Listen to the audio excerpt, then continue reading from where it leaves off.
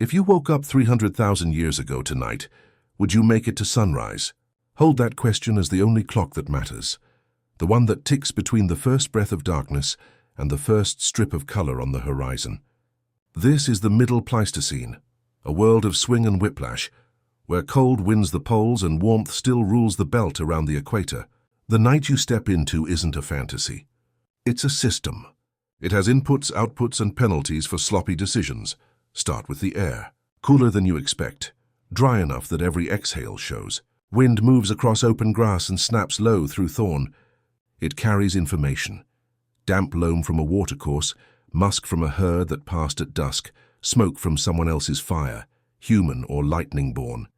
You don't have a map, but you do have signal. Tonight those signals are your GPS. Look north. Ice has a vote in this world.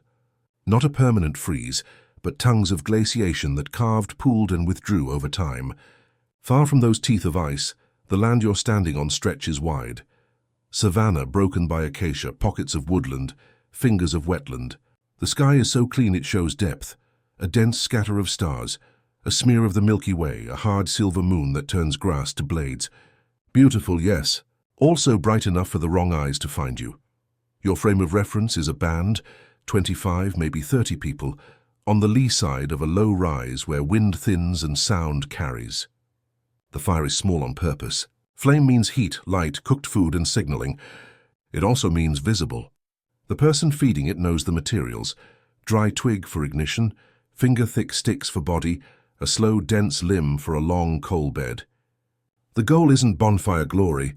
It's a steady pulse that won't die if a gust hits. Inventory the night's problem set. Predators first. Lions will not announce unless they want you to hear. Hyenas probe lines. Read confidence and look for patterns that fail. Leopards are a single shadow and then wait. Crocodiles exist wherever water and night intersect. Second tier, snakes, scorpions, thorn. Third tier, weather. Wind shifts that carry scent. A sudden rush of cold that means the front edge of a storm. Lightning that can reset the whole board. Countermeasures are old and precise. Thorn branches ring the sleeping side of camp. Not perfect, but enough friction to buy a second heartbeat to shout, grab a spear, kick a log. Sleep is organized. No one pretends the night is safe enough for everyone to drift. Two watchers trade short shifts, backs warmed by the fire, eyes set past the light, not into it. They don't talk much. They listen. Tall grass has a sound. Feet through sand have a sound. Hyena laughter is data. Silence after laughter is also data. Food decisions were made before you arrived in the dark. The band does not push a major hunt at night, not unless hunger has crossed a line. Daylight hunting solves for vision, coordination, and retrieval. Night is for protection, resource conversion, and repair. Tubers collected in the afternoon sit on hot stones under ash, slow baking. Bones from yesterday's kill warm at the edge, ready for marrow. A few strip-thin cuts of meat sear quick to minimize scent. The fire carries smoke up and away, thanks to where the camp sits relative to slope and wind. That was not poetry. It was planning. Tools are the quiet heroes of this scene. A hand axe rides between a person's belt and palm like it grew there. It does everything. Split hide, shave a spear shaft, pry a root, butcher small game. Beside it, flake blades, thin and wicked, live in a leather pouch. A spear leans within one step of every sleeper, haft smooth where hands found the hold over months of use. Some spear points are lashed with sinew and plant resin. Some are hardened wood, redundant systems, because failure loves single points. The band's edge is shared knowledge. They don't carry libraries. They are one. An elder marks a route to water from memory. 3 dry gullies, a break in the ridgeline, a fig grove whose roots mean a seep nearby. A younger hunter knows the sound of zebra hooves on hardpan versus the slap of a buffalo's broad foot. A gatherer distinguishes 2 near-identical leaves, one food, one mistake. The night is a test of whether all those separate competencies align under pressure. Predator math starts before any eyes flash in the dark. The band sleeps in a shallow arc, open to the fire, closed to the wind. Children and injured inboard, healthiest bodies at the perimeter. Watchers on the windward edge where scent arrives first. The thorn ring funnels approach into a narrow angle. If something decides to press, it will press there, and the spears are already measured for that distance. Confidence isn't bravado. It's throughput. Does your configuration turn a seconds-long event into survival? Overhead, the sky is a clock. Stars rise and tilt. The watchers don't name constellations, but they know the shift. When the Pleiades clear the angle of the acacia, a change of guard. When the moon hits the notch in the ridge, the fire must be rolled to a new log. When false dawn lifts the far horizon by a hair, someone moves to check traps near the nearby channel, while shadow still covers their approach. This world's economy is brutally simple. Energy in must exceed energy out, with a margin for error. Tonight's margin is built from choices earlier. Carrying embers when moving camp so you don't waste hours restarting. Choosing a camp with drainage so a surprise storm doesn't drown the fire. Caching dry fuel under rock. Placing sleeping hides on raised ground to avoid cold sink. Each decision looks trivial until it stacks. The stack is survival. This isn't a romance of danger. It's a manual disguised as a night. Scan the grass line. A breeze runs left to right. Good, it pulls human scent away from the dark hollow where you think you heard movement. A watcher flips a small coal with a stick to build a whisper of flame on new kindling. Not enough to flare, just enough to reassert the message. Occupied. Alert. Another hand tightens a fiber binding on a spear point, not because it's loose, but because you don't check it after you need it. Beyond the band, the wider planet breathes in large cycles. Ice advances and retreats over tens of thousands of years. Forests trade borders with grasslands. Rivers migrate. The band doesn't chart this in books. They absorb it in routes that shift by season and year. Tonight's water is in this channel. Next year's might be in the parallel cut a kilometer east. The knowledge is a living file system, updated with each trek, merged when two bands meet and trade both goods and waypoints. There's a temptation to make the night about courage. It isn't. It's about discipline. No one stands to give speeches. No one promises the dark will behave. The band lives inside a compact. If you keep your piece of the protocol, I'll keep mine. The protocol covers small things. Don't toss fat into flame. It pops and smells, and big things. Don't chase a hyena into grass at night. The compact holds because the failure cases are public and fast. You want a lesson you can use on the far side of this night? Treat environment as opponent and teacher at once. Read it without projection. Answer it with preparation you can carry and skills you can share. Accept that some variables won't budge. Wind, topography, predator hunger, and root around them rather than through them. Dawn is coming. You can feel the temperature lift by a degree. Hear the first birds cut the silence. The fire is low, more red than orange. The watcher's eyes are grainy but clear. No one cheers. The night did not grant mercy. It demanded competence and got it. Before sun breaches, the band will split tasks. Water check, trapline, fuel sweep, quick scan for tracks around camp to audit the perimeter. Night ends, but the system persists. If you woke up here, would you make it to sunrise? With a band who treats the world as data, tools as extensions, and trust as policy, you might. Without that, the night is a final exam you're not ready to take.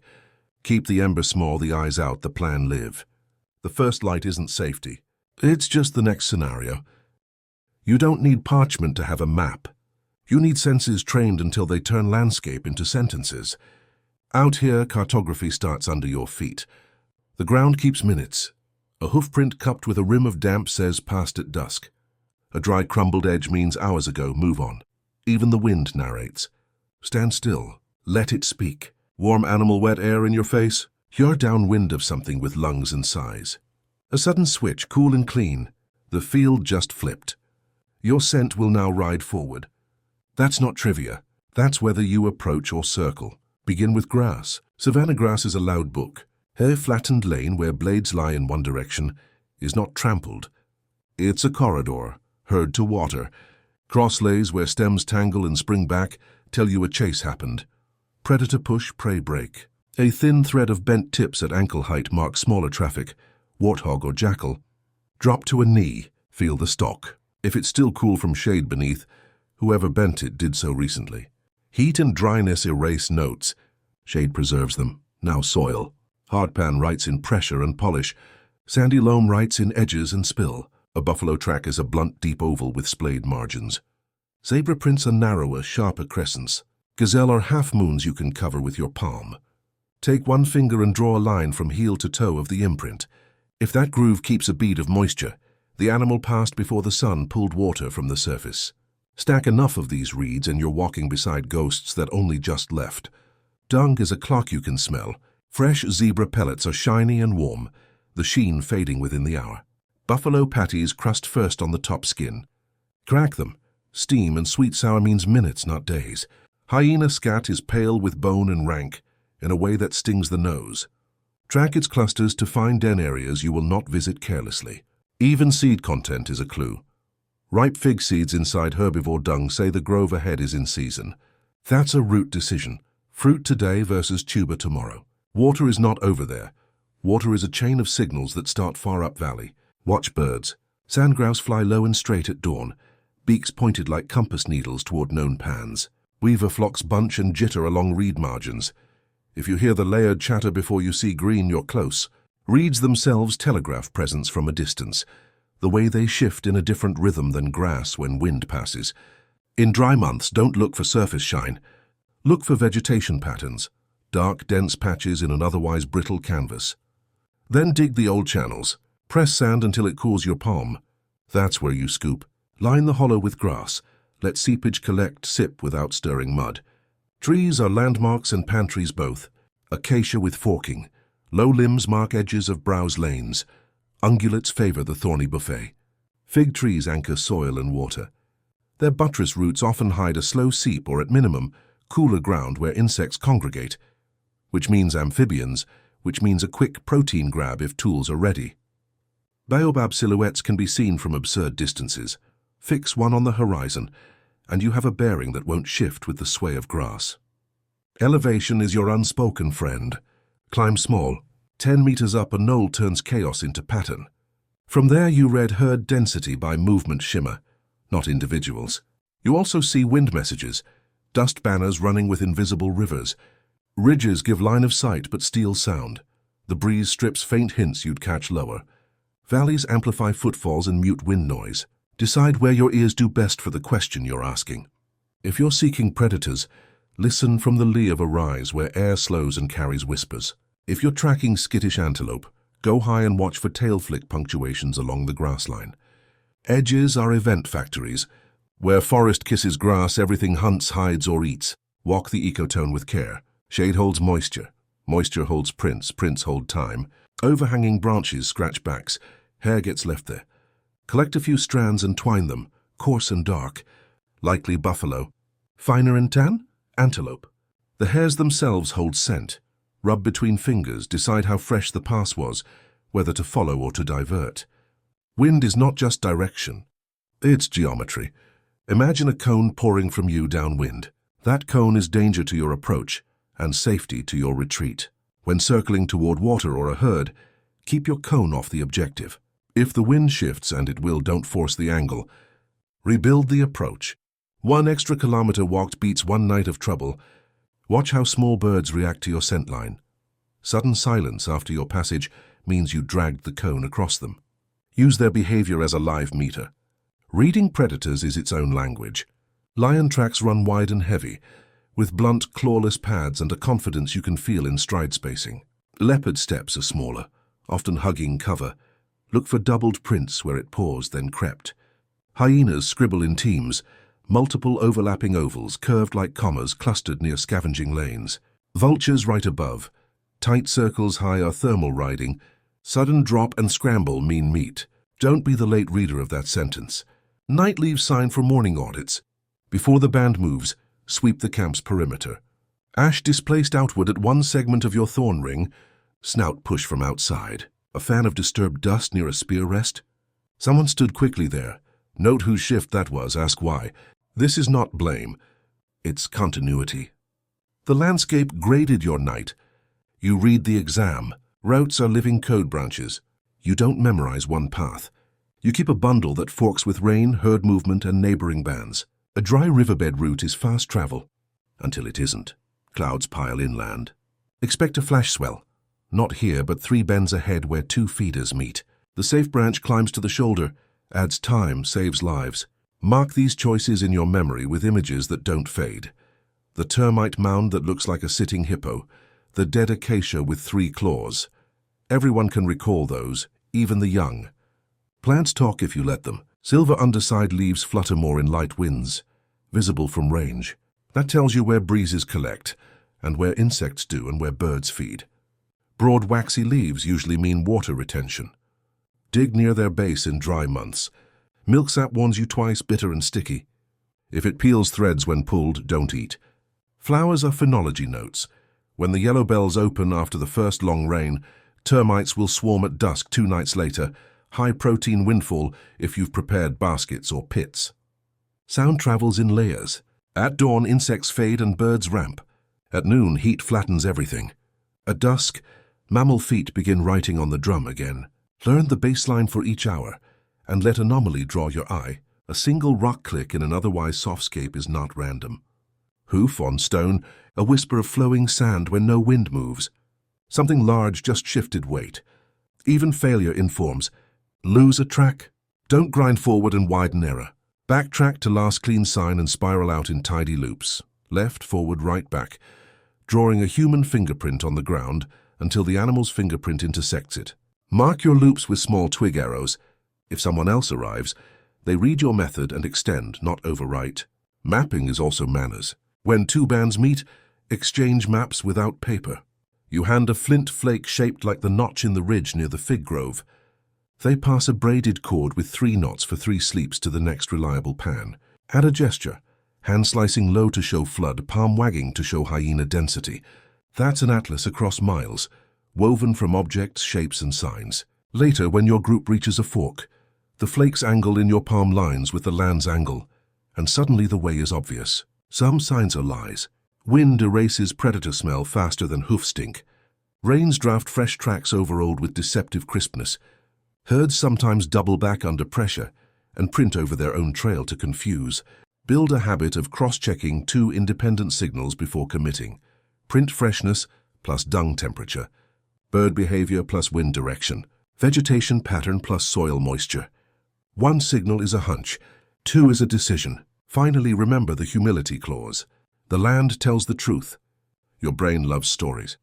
When a clue contradicts your expectation, side with the clue. Out here, being right feels quiet. It sounds like nothing happening. No surprised snort close by, no sudden scatter of birds, no run of feet you didn't plan. It ends with you arriving at water ahead of thirst, at fruit before spoil, at shelter before storm. That's the reward for a map nobody can steal. A mind tuned to read what the world writes in real time under any sky. A stone in the hand is just weight, until someone sees an edge hiding inside it. Out here, technology begins not with fire or shelters, but with a flake struck at the right angle. The band doesn't name it technology, they don't name it at all.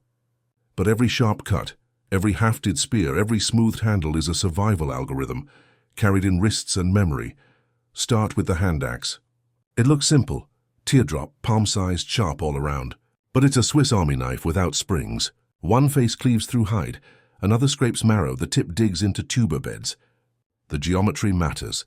Thin edges slice, thick edges pry, the balance lets you switch mid-task without setting it down. No waste, no ornament, only maximum function per gram. When one chip's dull, you rework it. Stone doesn't forgive. It renews, beside it lives the flake. Not glamorous, not durable, but razor sharp. A single strike from a core sends off a shard so thin it glints. These are knives, scalpels, short-lived but indispensable. A gatherer uses them to shave bark for cordage. A hunter uses them to open arteries clean. They're disposable, but in a world with no steel, disposability is a form of abundance. Then the leap, hafting. Take wood, sinew and resin, bind stone to shaft. Now a blade doesn't live in your palm. It extends your reach. Say a spear becomes more than a stick hardened in flame. It becomes puncture and penetration at distance. Resin harvested sticky from trees and hardened in heat acts like glue. Sinew stripped from an animal's tendon dries into a cord stronger than its size suggests. Wrap, bind, set near coals, and suddenly the tool resists sheer torque impact. Engineering without equations, but every tool carries trade-offs. A spear with a stone tip kills better, but it breaks easier. Do you risk losing your only point in a buffalo's hide? That's why redundancy lives in the toolkit. Some spears tipped, some hardened wood, some just for throwing to harry and confuse. Options keep bands alive. Over-specialization kills. Toolcraft is not just about making things, it's about passing the know-how forward. The young watch the strike pattern of elders. Angle, force, rebound. Miss too shallow and the stone glances. Strike too hard and the core shatters into useless gravel. Precision comes from hours of failure. Every scarred knuckle in camp testifies to someone learning. You don't invent the hand axe each generation, you inherit the angle, and the environment dictates inventory. River valleys mean smooth cobbles, good for flakes but not long for edges. Uplands offer fine-grained chert or obsidian, glass-like, brittle, surgical. Carrying stone across kilometers is weight. So bands cached cores at known waypoints, stockpiles ready for future passes. The map of stone sits inside the map of land. Tools also blur into weapons. That same scraper that preps hide can, in a heartbeat, cut a foe's hand. A digging stick that unearths roots can crack a skull. Dual use isn't a luxury, it's efficiency. Every item must earn its place on the march. Fire partners with tools. Place a flake on a dried stalk, angle it just so, and the cut reveals fibrous cord. Twist fibers into rope. Rope lashes stone to wood. Without rope, the spear is just wish. With rope, it's leverage, range, insurance. Tool ecology is circular. Each unlocks the next. Maintenance is survival. After a hunt, spears are inspected, bindings re-wetted, shafts smoothed. Hand axes get resharpened. Even in scarcity, time is spent not just on food, but on tool upkeep. Because failure in the field costs more than hours by the fire. A snapped spear in a charge means a broken rib, a lost hunter, a weaker band. Prevention outweighs cure, and tools shape strategy. With spears, distance fighting becomes viable. With flakes, small game butchery is efficient. Without them, your teeth and nails against a biome full of better teeth and harder claws. Tools aren't bonus, they're baseline. They tilt the equation from prey to predator, from scavenger to hunter, from surviving to planning, but don't romanticize. These aren't trophies. They're practical, sometimes crude, often ugly. A core with scars all over still throws one last usable flake. A hand axe chipped crooked still cuts. Nothing wasted. Form follows survival, not aesthetics. The beauty is in the hand that knows how to wield, not the stone itself. If you held one, you'd feel it. The weight, the balance, the simplicity. Nothing to turn on, no moving parts, no failure modes except your own ignorance. But that simple edge, passed from palm to palm, made the difference between marrow in the belly and an empty night. Technology begins here, with edgecraft. With people seeing possibility in rock, with risk turned into advantage through patience and iteration, with knowledge stored not in clay tablets or books but in wrists, eyes, scars. This is not the story of tools. It's the story of minds that refuse to stop at bare hands. Because once you master edge, you master leverage. And once you master leverage, the world tilts just enough that the night isn't always against you. Tools don't guarantee survival, but without them survival isn't even on the table. And tomorrow, when hunger presses again, these tools will write the next chapter. Food. But before food, there must be edge. Always edge. Survival isn't an abstract. It's calories in, calories out, with a margin for error. Every night's fire, every dawn's march, every watch posted against predators, none of it matters if bellies are empty. Food is the engine that powers vigilance, movement, and thought. Out here, hunger isn't an inconvenience. It's the background hum of existence. Winning the hunger game isn't a single hunt. It's a constant balancing act between risk, timing, and cooperation. Start with the hunt. Big game is the jackpot, but jackpots don't pay daily. Buffalo, zebra, or antelope take coordination, stamina, and sometimes luck. The band doesn't sprint blindly into herds. They plan with terrain. Ravines funnel animals. Narrow channels act as choke points. Grass set a light downwind pushes herds where spears already wait. The strategy is geometry plus patience. Spears aren't thrown until the moment geometry guarantees one target is isolated. One clean kill outweighs 10 panicked charges, but hunting is a spectrum. Small game, hares, porcupines, birds, fill gaps more reliably than massive prey. Traps do the work while hunters rest. A simple bent sapling snare, a pit near a burrow, a net woven from corded grass, all turn low effort into protein. Fishing too is a quiet backbone, spears tipped for thrusting in shallow pools, woven baskets set at narrowing streams, even bare hands in muddy shallows. Fish lack the drama of a charging buffalo, but keep children alive when hunts fail, and never underestimate scavenging. The savanna doesn't care who kills first. Lions strike, eat, then leave. Hyenas shred leftovers. Vultures descend, but if a band arrives early enough, coordinated enough, they can chase scavengers off and take the marrow, the hide, the scraps. Marrow itself is high-octane fuel. A split femur yields fat and nutrient density equal to a day's tubers. The risk is clear. Predators may not have finished. To step into another predator's kill zone is a gamble. The reward is food without the chase. Gathering balances the equation. Tubers dug from dry beds, figs plucked in clusters, seeds winnowed from tall grasses. Gathering follows calendars in heads, not on paper. Everyone knows which grove ripens after rains, which bulbs store water underground during drought. This memory is wealth. Children learn early to distinguish bitter leaf from edible, toxic tuber from safe. One mistake in gathering can mean vomiting, paralysis, death. Knowledge is the antidote, and it's shared as carefully as fire. Cooking multiplies food. Raw tubers are tough, hard to digest. Roasted, they soften, yield energy, and store longer. Meat cooked over flame kills parasites, extends edibility by hours, sometimes days. Smoke acts as preservation. Fire transforms not just taste, but safety and efficiency. A child can chew roasted roots. The elderly can eat softened marrow. Fire is democratizer as much as defender. Yet every meal is social math. Who eats first? Who gets the choicest cuts? In most bands, the hunter who strikes the killing blow doesn't hoard. They redistribute. A buffalo's liver might go to elders who need the iron, marrow shared widely, hide stripped for shelter. Food is glue. Hoarding fractures bands. Sharing builds the trust that guarantees tomorrow's hunt has enough hunters left to attempt. The hunger game is also timing. Hunt too often, and you burn more calories than you earn. Wait too long, and weakness undermines the next attempt. Successful bands know the rhythm. Alternate big game risk with small game certainty. Balance gathering steady yield with hunting's high reward. The rhythm flexes with season, herd migration and weather shocks. In wet months, fruit fills baskets and hunting is lighter. In dry months, roots and traps keep people alive until herds drift back. Predators are part of the food equation too. Kill an antelope, and within an hour lions may catch the scent. The band has to process fast. Strip flesh, crack bones, carry chunks away. Sometimes they leave portions behind as payment to the scavengers that shadow them. Sometimes they defend with firebrands and spears. But lingering over a kill is death. Efficiency is survival. Food is also story. Around the fire, children hear not just where food was found, but how. The zebra fell near the stone that looks like a lion. The tubers grew fat under the fig roots after last season's rain.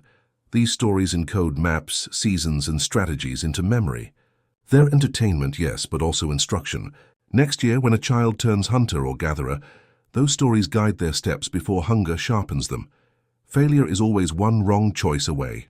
Chase buffalo without reading wind, and you scatter the herd for weeks. Eat the wrong route in desperation, and the band loses a body. Miss the timing of figs by a week, and fruit bats beat you to them.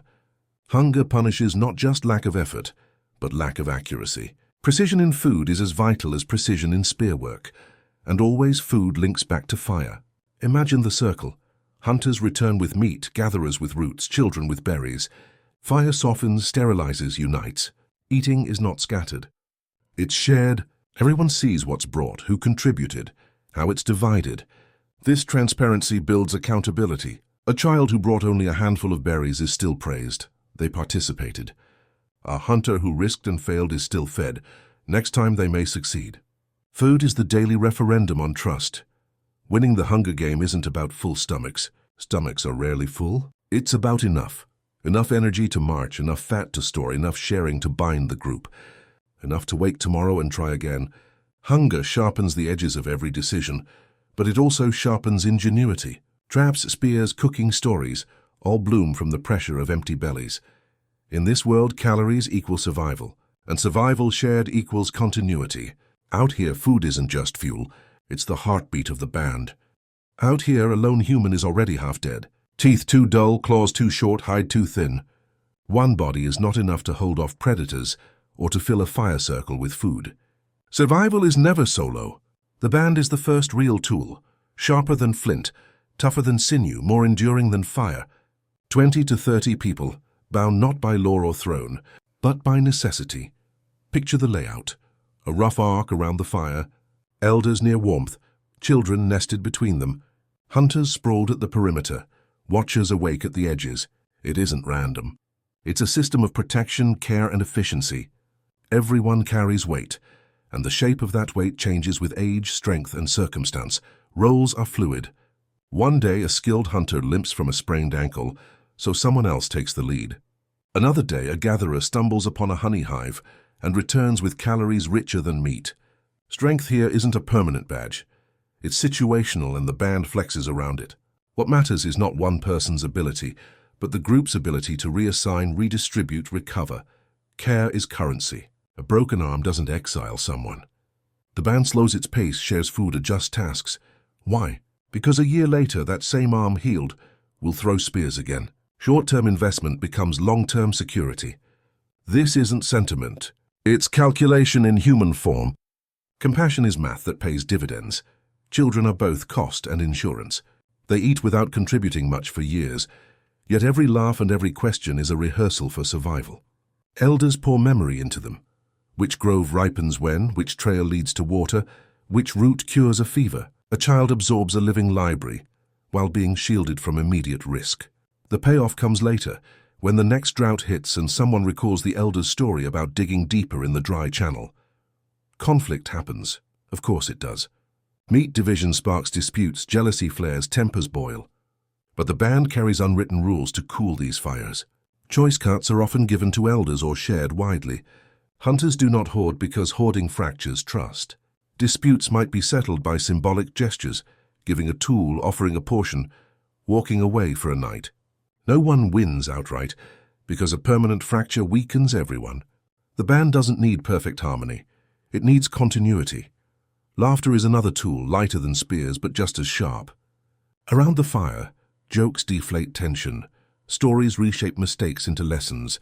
Rhythm in voice and body binds everyone into one pulse. Laughter signals safety.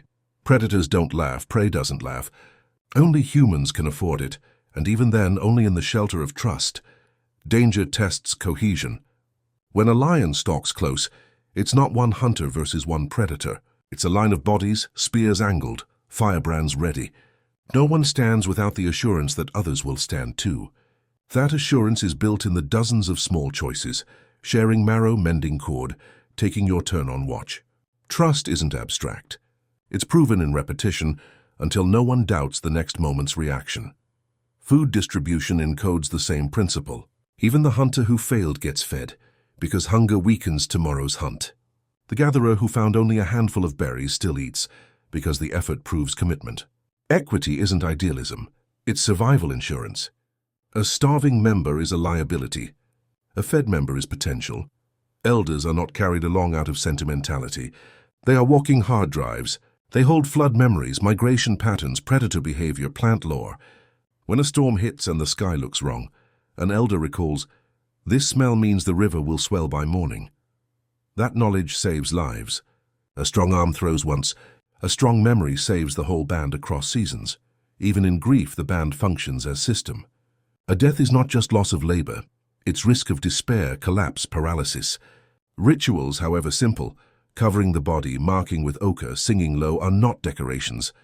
They are resilience protocols, transforming grief into cohesion. By mourning together, the band prevents fracture. Trust also extends beyond one band. Encounters with neighbors can mean conflict or exchange. Trade happens, stone from far away, shells from a coast, pigments, mates. These exchanges stitch wider networks, but only bands strong within themselves can afford to reach outward. Weak, fractured groups dissolve before they can connect, and always trust is tested by scarcity. In drought, when food thins, does the band fracture into hoarding and suspicion, or double down on redistribution? Groups that break here vanish from memory. Groups that hold together pass memory forward. Every modern life descends from the ones who held. Look at the fire circle again. Children laughing with sticky berry juice. Elders murmuring maps, hunters sharpening points, gatherers twisting cord. No contracts, no kings, no borders, just the living algorithm of trust. It is the first tool, invisible yet indispensable, because out here selfish is slow, and slow is dead. The ground beneath the band isn't fixed. It's alive, shifting, testing. Seasons here don't just change the backdrop. They rewrite the rules of survival. Rain fills rivers, paints the land green, calls herds into motion. Dry winds strip the same plains bare. drive animals away, and turn every decision into triage. The band doesn't resist the shifts. It learns to ride them, like sailors on a sea that never stays calm. When the rains come, the world feels generous. Grass shoots up waist-high. Trees swell with fruit, rivers braid across the valleys. Food multiplies, but so does danger. Herds gather in dense numbers and predators follow. Swollen streams that offered fish yesterday can sweep a child away today. The wet season means plenty, but also power, raw, shifting, unpredictable. A band must position itself near resources without being trapped by them. Camps rise on higher ground, away from sudden floods, with drainage cut around the fire ring. Dry season reverses the script. Rivers shrink to threads, then to pools, then to dust. Grass yellows, trees thin, game scatters. Now memory is lifeline. Elders recall hidden seeps, tubers that store water deep underground, roots to distant pans that still hold liquid. Digging becomes a daily act. Hands, sticks, tools, all scraping sand for a trickle of moisture. Fire becomes harder to sustain as fuel grows scarce, so embers are carried in husks, cradled like infants. One ember means the difference between cooking and raw, warmth and cold, deterrence and vulnerability. Weather shocks don't wait for calendars. A sudden storm can shred shelters, drown low camps, scatter fuel. A drought year can stretch dry season into dry half-year, pushing bands into unfamiliar territories and tense encounters with neighbors. Volcanic ash can settle over valleys, smother plants, choke streams, and force migration. None of these are hypotheticals. They happen, and bands either pivot or vanish. Adaptability isn't a trait. It's a law. Decision-making under these shocks is constant. When a storm cloud builds black on the horizon, the band must weigh stay in camp and risk flood, or move at dusk and risk predators. When drought pinches food, do they double down on tubers, or risk a long trek toward a riverbed remembered from seasons ago? These are not abstract gambles. They are survival algorithms tested in real time. Seasonal knowledge is stored in patterns. Birds arrive before rains. Insects hatch when soil warms. Certain trees flower only after reliable water returns. Observing these cues is the difference between starving while waiting for herds to return and moving early to meet them on new grazing grounds. The band reads the signs like a calendar without numbers, updated each year with error and correction. Storms are both enemy and ally. Lightning can destroy, but it can also spark fire that bands capture and preserve. Rain can flood, but it also refreshes tubers and fills hidden cisterns. So storm's aftermath is harvest time. Carcasses drowned in sudden floods, fresh shoots for grazing, fish stranded in shrinking pools. The band doesn't just endure shocks. It scavenges opportunity from them. Brush fires sweep savannas in dry months, fast and hot. To be caught in one is death, but to follow after is bounty. Fresh ash feeds new shoots. New shoots draw grazers, grazers draw hunters. Bands learn to read fire scars, to time return, to walk the line between disaster and abundance. Some even set controlled burns, small blazes in contained spaces, to clear land, flush animals, and refresh growth. Fire becomes both weapon and renewal. Flexibility isn't only about movement, it's about storage. In good months, the band gathers more than it eats. Caches roots in pits, dries meat by smoke, saves marrow in bones sealed with clay. These reserves are lifeboats in lean months. They're rarely enough to carry a band through a long drought, but they buy time, and time buys options. Migration is the final tool. When the land tips too far against them, the band moves. Packs are loaded, embers carried, routes chosen. They follow game trails, watercourses, seasonal winds. Movement is risk. Unknown terrain, rival bands, predators. But staying in a dead land is worse. Every migration is a gamble with geography, but also a lesson. Bands that survive add new routes to their collective map, passing them on for generations. The moving floor teaches one truth: permanence is illusion. Nothing stays. Water shifts, grass grows and dies, storms tear and pass, predators roam. The only constant is the band's ability to adapt, to read, to change before change crushes them. Survival isn't strength against nature, it's flexibility with nature. Imagine standing with the band at the edge of a dry channel. The sun is high, the ground cracked. A child cries for water. An elder kneels, presses their hand into sand, waits, then nods. Dig here. The group digs, shallow at first, then deeper, until mud seeps and darkens. They scoop, they sip, they live another day. That act, reading the land, trusting memory, adapting, summarizes the whole law of existence here. The floor is always moving. Those who try to plant themselves in certainty fall through. Those who walk with the movement, who listen, who flex, who pivot, they ride it. They last. And tomorrow, when the rains come or the drought drags on, the test will be issued again. Pass or fail, adjust or vanish. A band can track, hunt, gather, and adapt. But survival isn't only about the body. It's about minds linking together. Faster, clearer, deeper. Signals and story are the hidden scaffolding of the band. They don't carve law tablets or write scriptures. They make meaning in gestures, marks, rhythm, and memory. Meaning is not decoration here, it's strategy. Start with signals. Voices carry, but words are few and often swallowed by wind.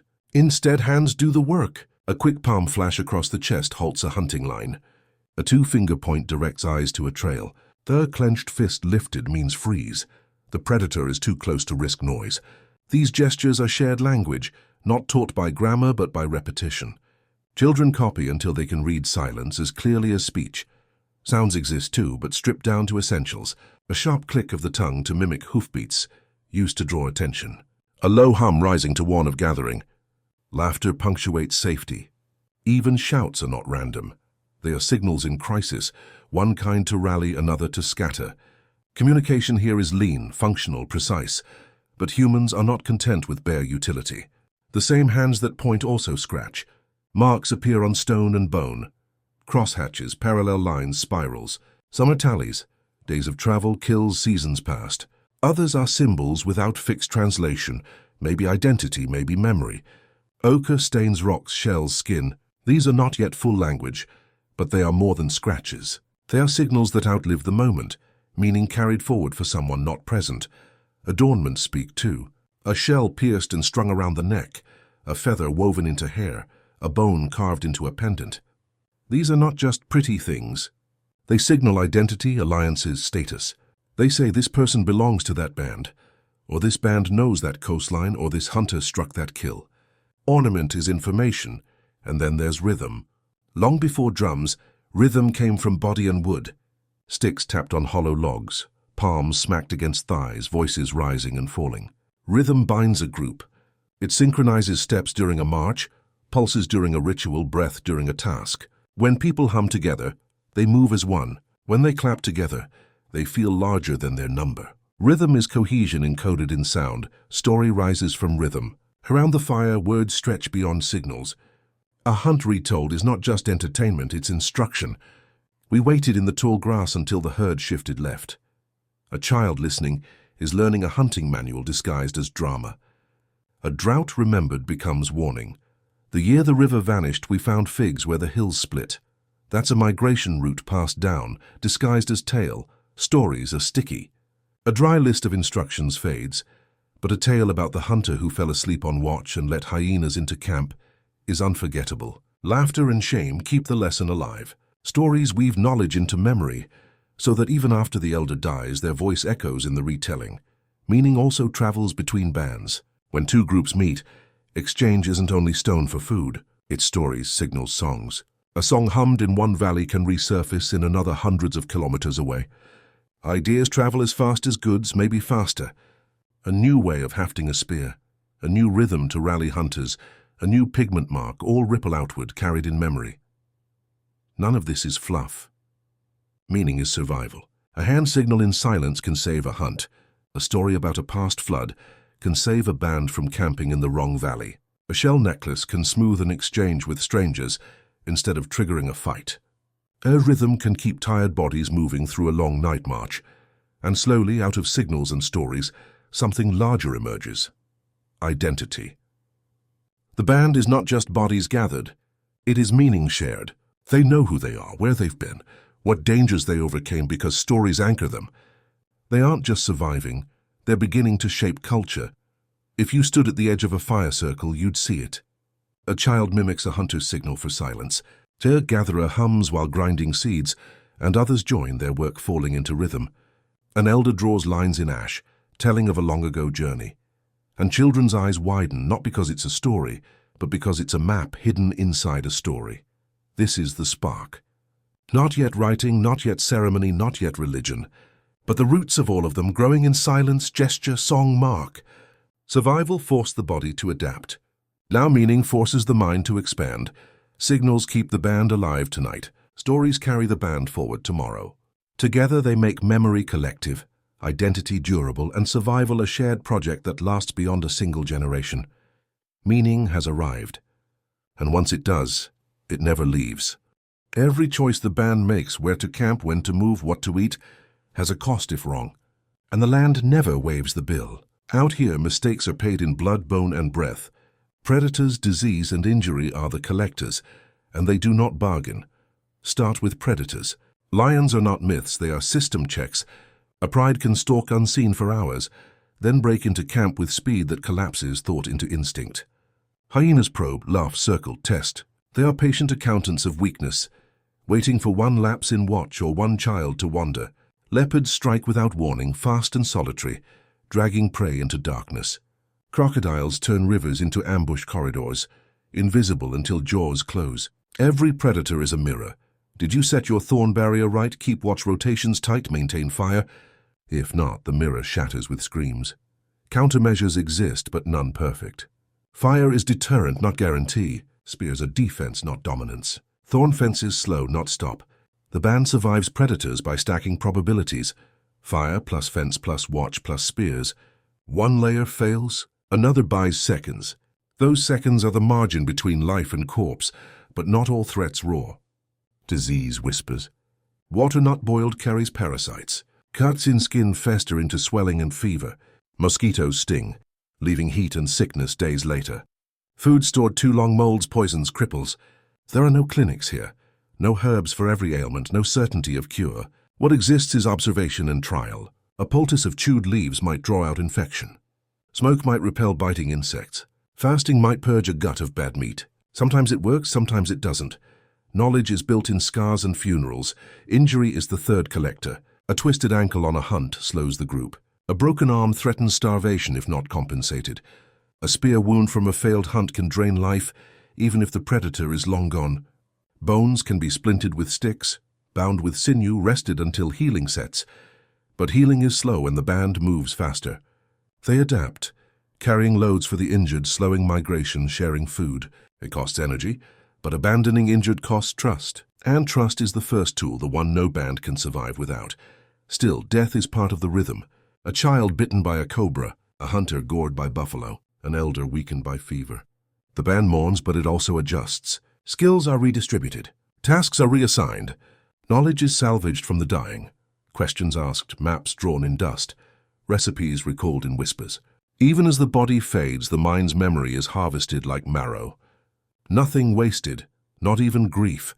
Predator encounters sometimes shape culture. A band that lost too many to crocodiles may develop strict taboos about water crossings. A group that watched hyenas steal a kill might carve signals into trees, warning future travelers. Fear becomes ritual. Ritual becomes teaching. These are not superstitions. They're survival protocols encoded in story. The cost of mistakes is not only physical, it's social. A hunter who panics and breaks formation endangers everyone. A gatherer who misidentifies a toxic root poisons the camp. A watcher who falls asleep invites predators. Punishment may be subtle, a loss of status, a redistribution of tasks, whispered blame. Or it may be harsh, exclusion from decision-making, even banishment in extreme cases. The band cannot afford repeated liabilities. Every member is margin, but resilience shows itself here too.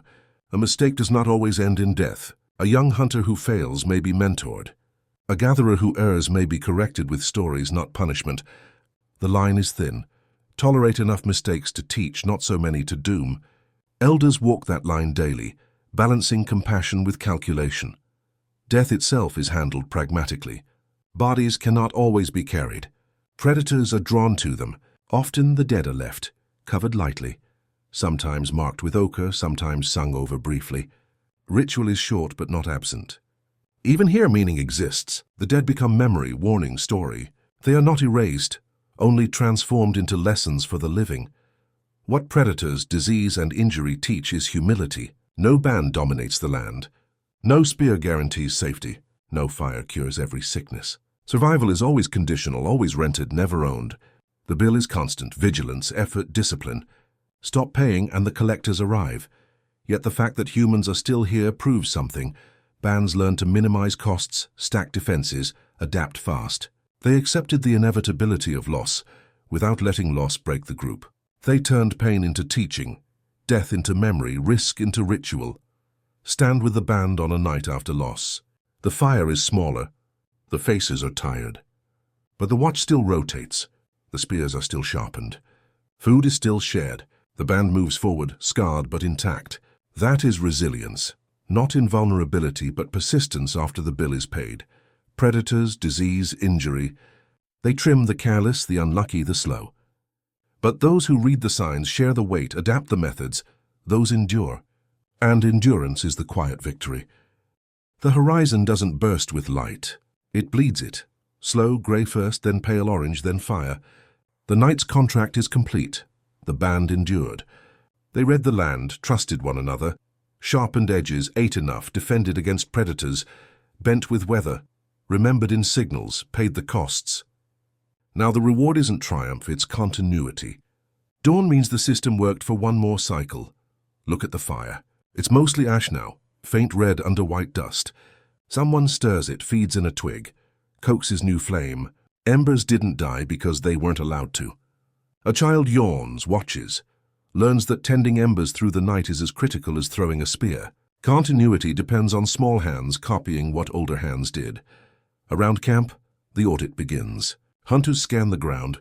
Any tracks near the thorn fence? A faint pad mark means hyenas tested but withdrew. Success. Gatherers check baskets, dig shallow caches, plan the day's forage routes. Elders rise slow, joints stiff, but minds already turning to memory. The wind has shifted. What does it mean for the herds? Each roll resumes, but Dawn adds one more thing. Reflection. The band knows what worked, what failed, what must change before night falls again. Dawn is not safety. Predators hunt in morning shadows. Heat will rise, draining energy. The band cannot relax, it pivots. But dawn is symbolic. It proves the strategies of night carried weight. It proves cooperation paid off. It proves resilience held. That proof is the ember that really matters. Not in ash, but in memory. Why does their night matter to us 300,000 years later? Because we are here. Every modern breath, every city skyline, every language, every art form, all of it traces back to nights like these. If their protocols had failed, there would be no chain. If trust had fractured, no lineage. If memory had not been shared, no continuity. Dawn is not just their survival. It's our inheritance. Think about it. The way you plan for tomorrow's job. Store food in your kitchen. Lock your doors at night. Tell your children stories. That's the same architecture, scaled and dressed differently. They lit small fires. We light electric grids. They carried signals in hands and hums. We send them across satellites. They told stories to teach children where the river bends. We tell stories in books and screens. The forms changed, the functions did not. Dawn reveals continuity more than difference. There's another truth hidden in Dawn. Survival was never guaranteed. It was earned over and over. Every night was a test. Every day a negotiation with land, predators, hunger, weather. That fragile balance is why meaning became necessary. Bands couldn't afford chaos. They needed cohesion. They couldn't afford forgetting. They needed story. They couldn't afford silence in crisis. They needed signals. We didn't inherit survival by accident. We inherited it because they built a culture of competence in the face of danger. Stand with them as the sun lifts fully. The fire brightens. Children chase each other, giggling, unaware of how close danger brushed them. Hunters stretch, spears in hand, preparing for another pursuit. Gatherers sling baskets, already scanning trees for fruit. Elders sit, marking routes in dust, passing memory into younger eyes.